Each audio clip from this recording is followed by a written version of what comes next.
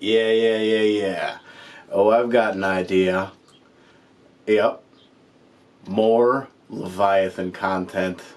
Never saw it coming. What do you think? Oh, it's off.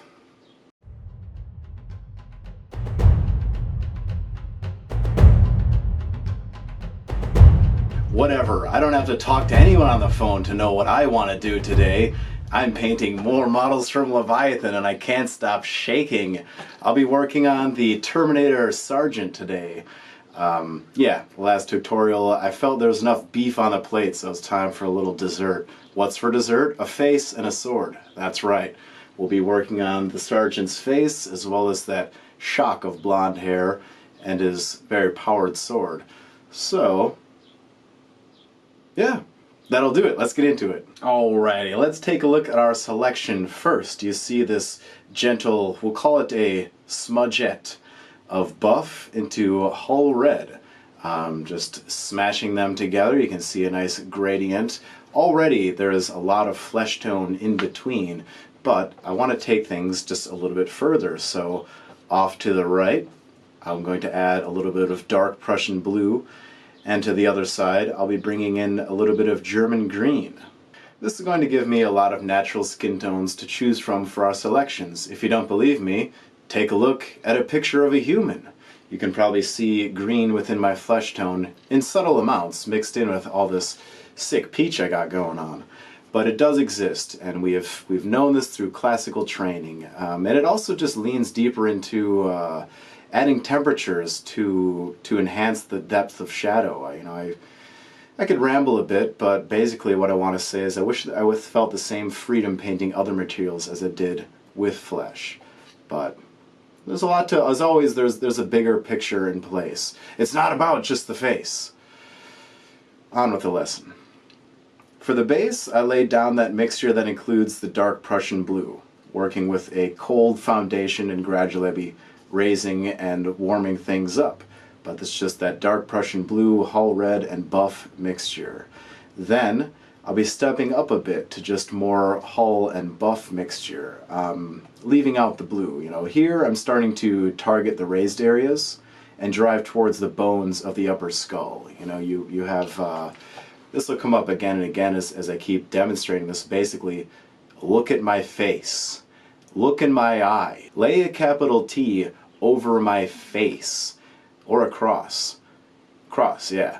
These are the areas that generally we want to aim for highlighting. I have lights all around me, so I'm kind of destroying the whole zenithal light perspective, but generally, as followed by the makeup industry, you want to really make the front of a person's face stick out more than the sides. It's a very attractive look, and yeah, I guess making the face appear as close to your own face as possible does make someone more attractive, stand out in the crowd. Let's get to the next step. You can see the path laid ahead of you, traveler. You simply must walk it. Another step up with more buff, covering less of the previous area, but driving up the cheekbones. Brow, nose. That says nose. I wrote none, but yes, the nose.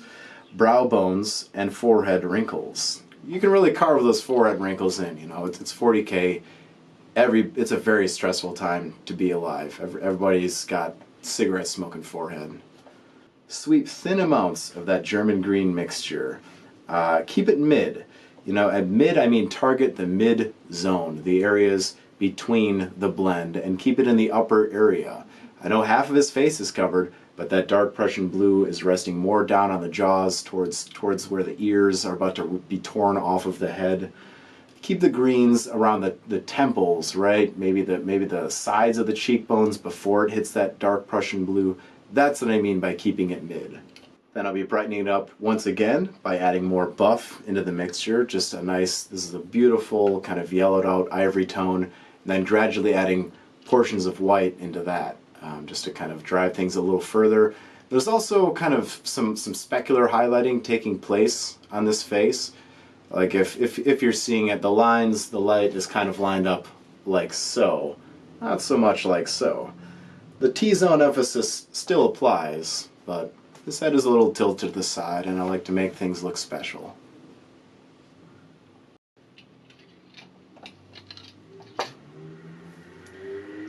Next up is the hair. This is pretty simple.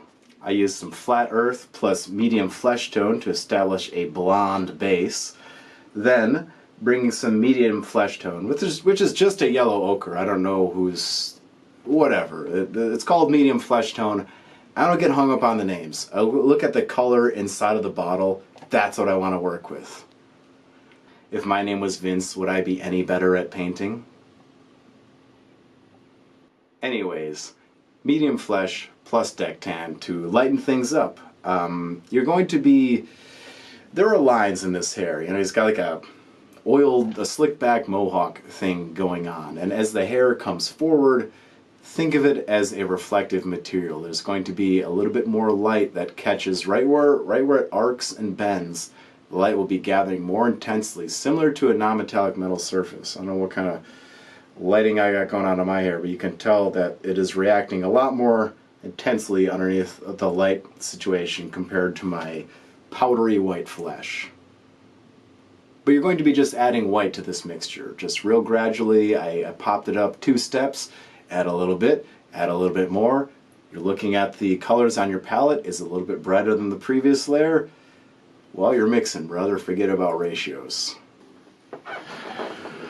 Alright, let's talk about the sword. It started off with a base coat of black, dark Prussian blue, and emerald, all mixed together. It just gave me like a cold black. I don't know why it was necessary to include the emerald, but sometimes I don't ask myself why I'm having an idea and I just carry it out. The meaning will become clear much later.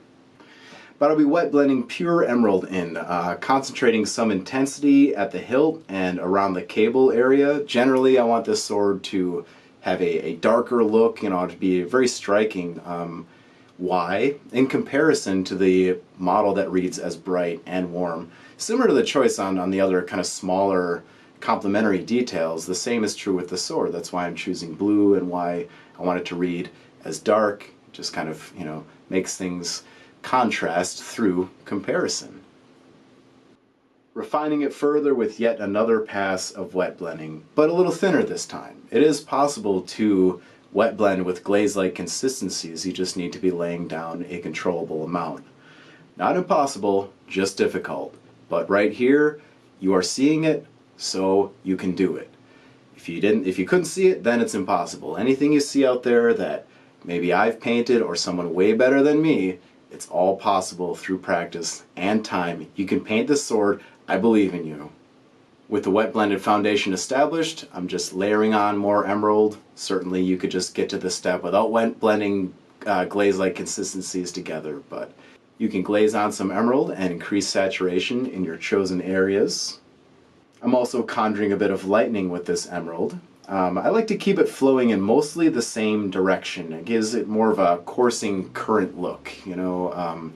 I'm not opposed to the kind of crackling energy effect. Like, there's so many different ways to spin a power weapon, but just what I prefer is to have all the lightning leading in basically the same direction. You know, it's all kind of going at like a 30-40 degree angle, of course, with little touches here and there, but it's a good look.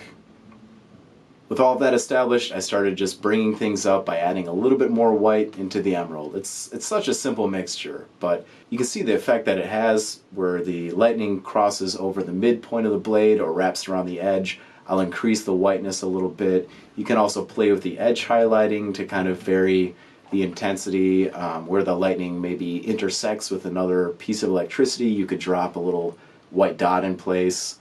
But yeah, finally, after all of that was complete, just a thin, dirty paint water level dilution of turquoise ink to just glaze it out and unify all the tones underneath. Alright, now that my neighbor is done listening to what seems to be AI-generated rap music, stupid fucking... But there he is, all wrapped up and ready to serve, like an obedient dog until his fate is sealed in a field of battle in the name of some emperor who doesn't know his name. Isn't Warhammer fun? Painting is better. But I hope you enjoyed these techniques. There's a lot of ways to change and spin things. I would hope that if you're watching until this point, So I'm guessing that you have a measure of intelligence that allows you to apply these techniques and see things in different colors. So I want to thank you for watching this entire video, because I can tell from the comments some people don't get it. But you get it, and I want to thank you for checking this out. Please hit like and subscribe. Follow me on my Patreon. I appreciate the support. I love you. And I misplaced my glasses while I was putting them all over the place, so I guess remain unchained.